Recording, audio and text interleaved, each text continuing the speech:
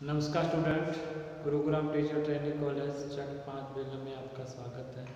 हम बी.एड द्वितीय वर्ष के अंदर सामाजिक अध्ययन शिक्षण का अध्ययन कर रहे हैं। इसके अंदर हमने सामाजिक अध्ययन के पाठ्यचर्या या कैरिकुलम्स की चर्चा कर रहे थे। इस कैरिकुलम या पाठ्यक्रम क्या होता है, सामाजिक अध्ययन के अंदर पाठ्यक्रम किस प्रकार का या पाठ्यचर्या किस प्रकार की होती है। तो पाठ्यचर्या के बारे में हमने आज उसकी परिभाषा देखी थी कि पाठ्यचर्या है जो वो विद्यालय के अंदर विद्यालय के बाद में जो शिक्षा के उद्देश्यों की पूर्ति के लिए किया जाने वाला कार्य है उसको पाठ्यचर्या कहते हैं, जिसके अंदर शिक्षण उद्देश्यों की पूर्ति होती है। तो पाठ्यचर्या के अंदर हमने क्रो एंड क्रो की परिभाषा देखी थी, माध्यमिक शिक्षा आयोग की परिभाषा भी हमने देखी, और इसके बाद में हमने जो शिक्षा आयोग है उसके बारे में परिभाषा देखी। तो उनके अंदर सभी के अंदर अपनी एक बात सामने आती है कि पाठ्यक्रम का तात्पर्य जो है या उसका अर्थ है वो उन अनुभवों को समग्रता व योग्यता से है जो कि बालक प्रयोगशाला में, क्रीड़ा स्थल पे, विद्यालय में, विद्यालय के बाहर सभी जगह वो सीखता है या उसके माध्यम से प्राप्त करता है। तो अब अपने हैं कि पाठ्यक्रम का निर्माण करना है तो निर्माण किन सिद्धांतों पर होना चाहिए। पाठ्यक्रम निर्माण के क्या सिद्धांत हैं। यदि सामाजिक अध्ययन के आधार पर देखें तो सामाजिक अध्ययन का जो पाठ्यचर्या है या पाठ्यक्रम है उसका निर्माण किस आधार पर होना चाहिए।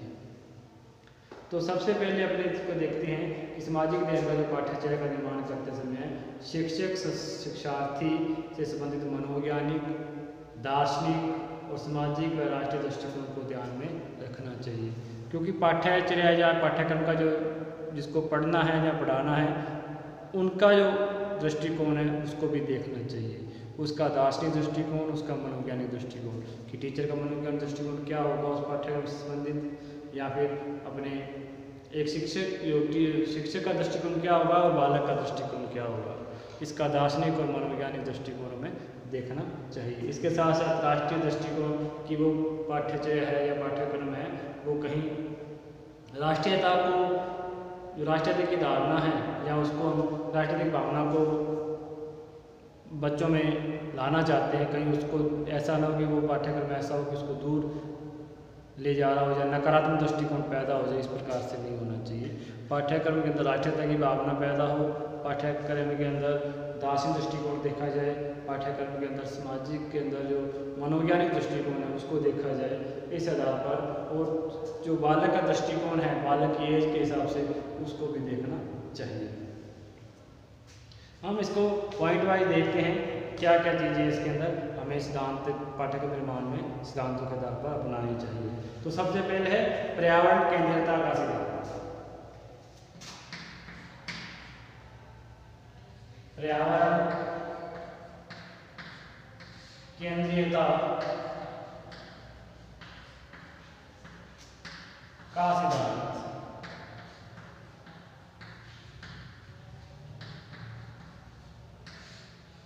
क्योंकि सामाजिक अध्ययन के अंदर हम जानते हैं कि समाज का अध्ययन क्या रहता है, समाज के आसपास का जो वातावरण है उसका ज्ञान होना जरूरी है। तो एक सामाजिक अध्ययन का पाठ्यचर्या का या पाठ्यक्रम का निर्माण करते समय हमें पर्यावरण को केंद्र मानना चाहिए और पर्यावरण की केंद्रता के आधार पर ही पाठ्यचर्या का निर्माण करना चाहिए। तो पर्यावरण एक महत्वपूर्ण घटक है जो मानव की प्रत्येक गति को प्रभावित करता है। समाज विज्ञान का पाठ्यक्रम का निर्माण पर्यावरण पर आधारित नहीं होना, पर्यावरण पर आधारित होना चाहिए। और पाठ्यचर्या में केवल भौतिक और सांस्कृतिक पर्यावरण का ज्ञान प्राप्त संबंधी कुछ तथ्यों को समावेश होना चाहिए, और जैसे उन पर कुछ समस्या हैं उनको संरक्षण पर भी बल दिया जाए और उसके समर्थन पर भी बल दिया जाए। ये विविध पर्यावरण की समस्या हैं, जैसे प्रदूषण है जो मानव जीवन को हानि पहुंचा रहा है, आयोन परत की समाप्ति हो रही है, रासायनिक उर्वरक हैं जिसका अंधाधुंध प्रयोग है जो मानव के स्वास्थ्य पर बुरा प्रभाव डाल रहा है, ग्रीन हाउस प्रभाव है, जीव जंतु प्रजातियों का जो लुप्त हो रही है, विलुप्तीकरण है, और वन क्षेत्रों का जो लगातार कम हो रहा है, मृदा संरक्षण है या मृदा संरक्षण का अर्थ तो मृदा का सुरक्षा करने से है। यदि मृदा रक्षण कह दें तो यहाँ उसका मृदा का जो कटाव हो रहा है, उसका जो विलोपन हो रहा है या मृदा कटाव होने से क्या है, मृदा कट रही है, जिससे कि भूमि को हानि पहुंच रही है। तो मृदा क्षरण हो गया और विश्व में तापमान का बढ़ना आदि का समाधान करना संभव हो सके। तो इस प्रकार जो समस्याएं चल रही हैं वैश्विक स्तर पर, उनका भी समाधान क्या है उस विद्यालय उस पाठ्यक्रम में या पाठ्यचर्या में होना चाहिए। नंबर 2 है समाज केंद्रितता का सिद्धांत।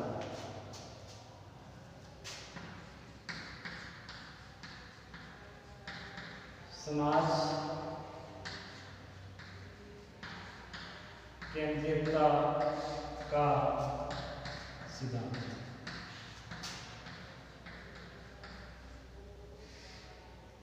तो पाठ्यचर्या के अंदर हमें इस प्रकार का पाठ्यचर्या होना चाहिए जिससे कि जो समाज का केंद्र में गुमान कर हो, क्योंकि मानव है और मानव समाज में रहता है। सामाजिक अध्ययन के अंदर समाज का अध्ययन करवाया जाता है। तो इस प्रकार का पाठ्यक्रम होना चाहिए जिस समाज को अधिक से अधिक लाभ हो, क्योंकि प्रत्येक समाज यह अपेक्षा करता है कि जिस बालक को वह पढ़ा रहा है वह छात्र भविष्य में शिक्षा पूर्ण करने के बाद उस समाज की उन्नति करेगा, देश की उन्नति में सहायक होगा। जबकि पाठ्यक्रम का निर्माण करते समय समाज की अपेक्षाओं, आकांक्षाओं एवं आवश्यकताओं को महत्व प्रदान किया जाए। पाठ्यचर्या ऐसा हो जो समाज और राष्ट्र के उत्पादन वृद्धि करने में सहायक हो सके, विविध समुदायों धर्मों को आपसी सामंजस्य स्थापित हो, जिससे न केवल राष्ट्रीय एकता और अखंडता बनाए रखी जाए बल्कि आपस में बंधुत्व की भावना भी हो। तो इसमें पाठ्यक्रम पाठ्यचर्या यदि हमने ब्रॉड रूप से सोचे तो इसमें अंतर है, लेकिन यदि अपने पाठ्यक्रम का निर्माण कर रहे हैं तो इसका मतलब पाठ्यचर्या का निर्माण कर रहे हैं, इसमें सभी गतिविधियाँ आ जाएंगी सहायक को। तो यदि इसके अंदर अपने पाठ्यक्रम और पाठ्यचर्या दोनों शब्द का यूज कर लें सिद्धांतों के आधार पर, वही सिद्धांत पाठ्यक्रम में भी लागू होंगे, वही सिद्धांत पाठ्यचर्या में भी लागू होंगे, क्योंकि पाठ्यचर्या का ही तो अंग पाठ्यक्रम है। इसके आधार पर जो पाठ्यक्रम, क्योंकि अमूमन अपने जब सिलेबस देखते हैं तो सिलेबस में कहते हैं कि पाठ्यक्रम क्या है, इस विषय का पाठ्यक्रम क्या है, तो हम पाठ्यक्रम को ही ज़्यादा ध्यान देते हैं। लेकिन जो कैरिकुलम शब्द है वो पाठ्यचर्या में है, तो इसमें जितना ध्यान रखना है कि शब्द पाठ्यक्रम आता है या पाठ्यचर्या आता है तो उसका अर्थ कैरिकुलम से ही है, पाठ्यचर्या से ही है। यदि उसका अंतर आएगा तो उसके अंदर फिर वो जो धारणा है वो बदल जाएगी कि पाठ्यचर्या व्यापक रूप है, वो समुचित रूप है। लेकिन सिद्धांतों के अंदर, उद्देश्यों के अंदर वही चीज़ें हैं, जो उद्देश्य पाठ्यचर्या का होगा वही उद्देश्य क्या है पाठ्यक्रम का भी होगा। इस आधार पर जो पाठ्यक्रम का निर्माण है तो हम अपने जो सामान्य रूप से बातचीत करते हैं पाठ्यक्रम की करते हैं कि इस सामाजिक ज्ञान का पाठ्यक्रम क्या होगा, विज्ञान का पाठ्यक्रम क्या है, यानी कि जिसका उसको ज्ञान करवाना है। और ज्ञान करवाने की विधियाँ क्या है वो अलग बात है कि हम कक्षा के अंदर करवा रहे हैं, कक्षा से बाहर वो उस चीज़ को सीख रहा है, औपचारिक रूप से सीख रहा है, अनौपचारिक रूप से सीख रहा है, तो वो एक पाठ्यक्रम का पाठ्यचर्या का भाग है। तो समाज केंद्रितता का सिद्धांत है कि समाज को एक केंद्र मान करके पाठ्यचर्या का निर्माण किया जाए, जिससे कि वो समाज के सहभागिता भी ले और समाज की उन्नति में सहायक भी हो, और इस पाठ्यक्रम को के आधार पर ज्ञान प्राप्त करके समाज का वो क्या विकास भी कर सके, इस आधार पर होना चाहिए। पाठ्यक्रम ऐसा हो कि समाज और राष्ट्र के उत्पादन में वृद्धि करने में सहायक हो सके, विविध समुदायों और धर्मों में आपसी सामंजस्य स्थापित हो, जिससे न केवल राष्ट्रीय एकता अखंडता बनाए रखी सके बल्कि आपस में बंधुत्व की भावना भी पैदा हो। विश्व बंधुत्व की भावना जैसे हम कहते हैं तो उसमें अंदर भाईचारे की जो भावना है, विश्व बंधुत्व का मतलब जो विश्व स्तर पर आपसी परिवार है या विश्व के सभी लोग भाईचारे, बंधुत्व का मतलब भाईचारे से है, तो आपस में भाईचारे की भावना शुद्ध हो सके, मजबूत हो सके। तो इस प्रकार से इस सामाजिक ध्यान जो सामाजिक संस्थाएं हैं उनके प्रति भी सकारात्मक दृष्टिकोण पैदा हो, वो उनके लिए रक्षा के लिए कार्य करें, उनके विकास के लिए कार्य करें। तीसरा है उद्देश्य व लक्ष्यों की दृष्टि में रखने का सिद्धांत। उद्देश्य एवं लक्ष्यों को दृष्टि में रखने का सिद्धांत।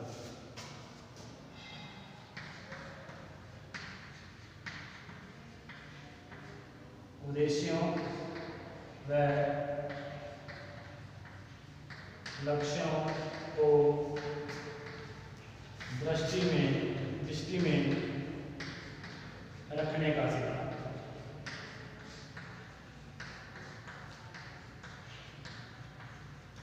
कोई भी कार्य करें उसका उद्देश्य या लक्ष्य तो होता है कि हम क्या किस उद्देश्य को लेकर कार्य कर रहे हैं। बिना किसी उद्देश्य से कार्य नहीं होता, क्योंकि बिना किसी कारण के कार्य नहीं होता।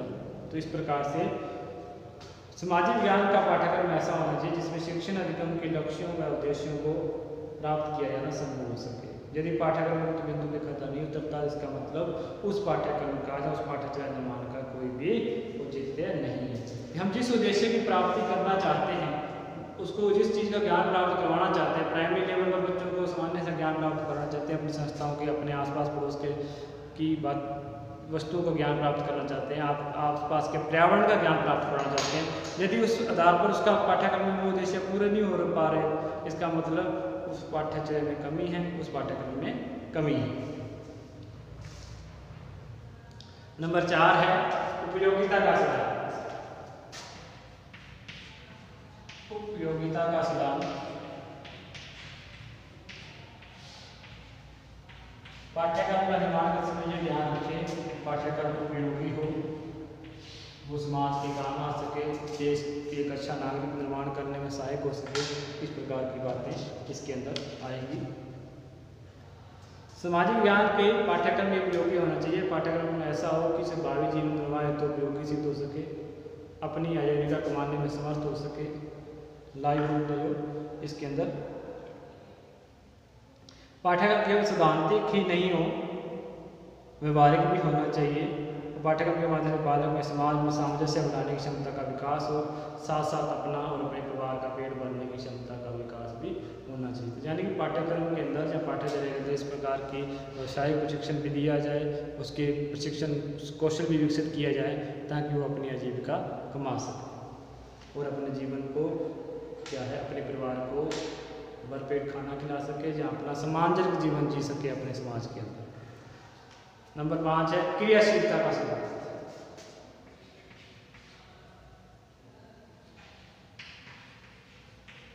क्रियाशीलता का सिद्धांत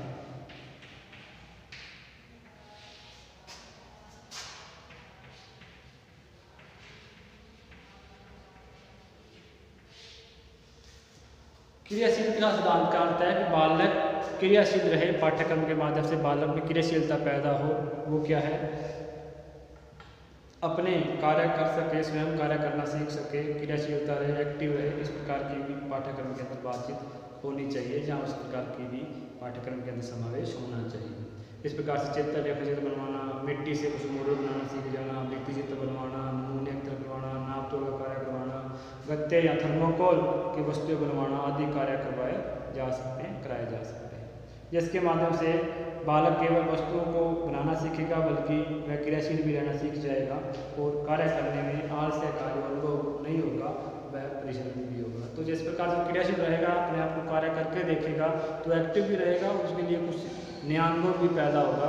वो उस चीज़ को जो पढ़ी हुई है, पढ़ रखा है, ज्ञान थ्योरिकल जो ज्ञान प्राप्त कर रखा है उसको प्रैक्टिकल करके देखेगा, उसके लिए कुछ मॉडल चित्र रेखा चित्र बनाएगा तो वो अपने कौशल में भी विकसित होगा और अपने काम को भी क्रियाशीलता क्रम में अपने आप को बिजी भी रखेगा, व्यवस्थित भी रख सकेगा, जिससे कि वो परिश्रम नहीं बढ़ेगा।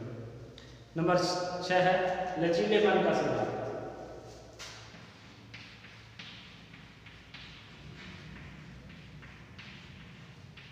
लचीलेपन का सिद्धांत,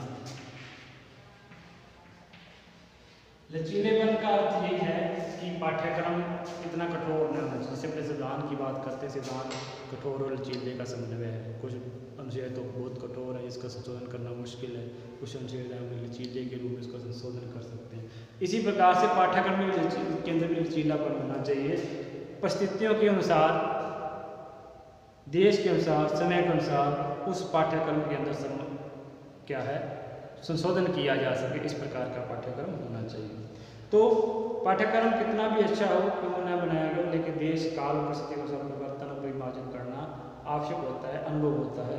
और सामाजिक विज्ञान का पाठ्यक्रम ऐसा लचीला हो कि उनमें परिस्थितियाँ और आवश्यकता के अनुरूप आसानी से परिवर्तन किया जा सके। अध्यापक से परामर्श का सिद्धांत।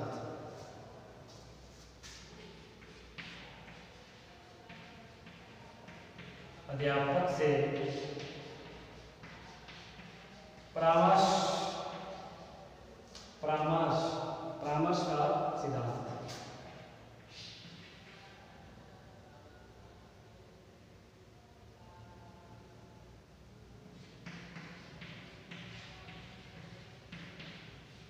देखो, सबसे इम्पोर्टेंट टॉपिक है यहाँ अध्यापक से परामर्श का। तो अध्यापक से परामर्श का अर्थ यही है कि हम पाठ्यक्रम का निर्माण किसके लिए कर रहे हैं, पाठ्यक्रम या पाठ्यक्रम को लागू कौन करेगा, वास्तविक रूप से उसका जो कंसेप्ट है कौन पढ़ाएगा। तो पाठ्यक्रम का निर्माण बालक के लिए किया जा रहा है, बालक ने उसको पढ़ना है या बालक उसके लिए उस पाठ्यचर्या से गुजरेगा उस कक्षा के अकॉर्डिंग। लेकिन उसको पढ़ाना किसने, एक शिक्षक है। शिक्षक उसके लिए मार्गदर्शन कार्य करेगा, पाठ्यक्रम को पूरा करवाने में शिक्षक की भूमिका रहेगी। तो कहने का अर्थ है कि पाठ्यक्रम या पाठ्यचर्या निर्माण के समय करने से पहले अध्यापक का क्या दृष्टिकोण है, क्या अनुभव है, क्या वो अपने व्यू रखता है, उसकी परामर्श ले लेना चाहिए एक अध्यापक का, क्योंकि अध्यापक ही उस पाठ्यक्रम को निर्माण कर उसको वास्तविक रूप से लागू करेगा और बच्चों तक पहुंचाएगा। तो यही बातें हैं। शिक्षण अधिगम प्रक्रिया में अध्यापक का महत्वपूर्ण स्थान है, क्योंकि शिक्षण अधिगम जो प्रक्रिया है उसका जो वास्तविक रूप है वो अध्यापक ही तो है, अध्यापक नहीं तो उसको पूरा करना है। वह न केवल शिक्षण बल्कि बालक को स्थानीय प्रवेश की विविध घटनाओं के बारे में बड़ी बातें जानता है, वो लोकल की जो कंडीशन है वहाँ पे क्षेत्रीयता है उसके बारे में भी जानता है, वहाँ की क्या परिस्थिति है उसके बारे में भी जानता है। आवश्यक होता है कि सामाजिक ध्यान पाठ्यक्रम निर्माण से पूर्व हमें उस अध्यापक से अवश्य ही विस्तार से परामर्श कर लेना चाहिए जिसके लिए हम पाठ्यक्रम का निर्माण कर रहे हैं, क्योंकि पाठ्यक्रम को लागू करने और पाठ्यक्रम के निर्धारित उद्देश्यों को पूरा करने में अध्यापक ही भूमिका निभाता है, अध्यापक पर ही ये चार बातें निर्भर है। यदि उस अध्यापक से हम परामर्श नहीं करते, वो संतुष्ट नहीं होता, तो वो पाठ्यक्रम को सही ढंग से लागू नहीं कर पाएगा, बच्चों तक नहीं पहुंचा पाएगा। आगे है 8 नंबर पॉइंट, बाल केंद्रितता का सवाल।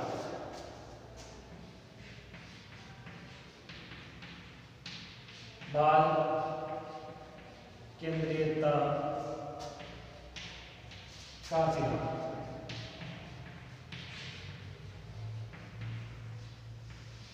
जैसा कि हम पहले भी चर्चा कर चुके हैं कि पहले जो शिक्षा थी वो